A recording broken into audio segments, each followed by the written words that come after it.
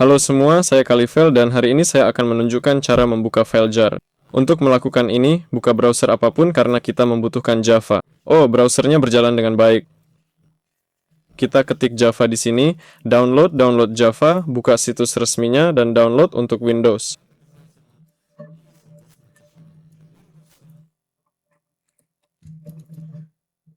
Klik download.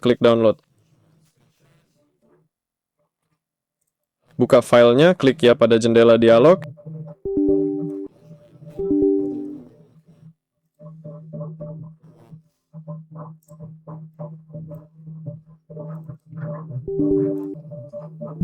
Installer terbuka, klik install, dan instalasi sedang berjalan. Semua file Java sebenarnya hanyalah sebuah arsip.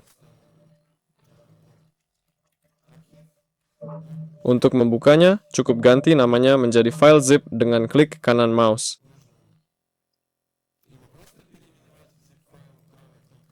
Klik tombol rename dan ganti jar dengan zip. Lalu buka isinya. Jika perlu membuka file jar sebagai proses, maka Anda bisa menemukan file di Minecraft.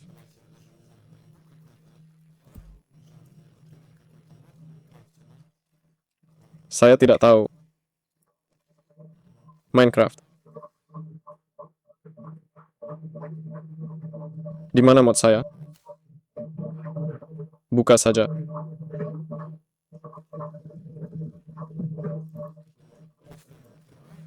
Jika Anda tidak bisa melihat filenya, klik kanan dan pilih Java.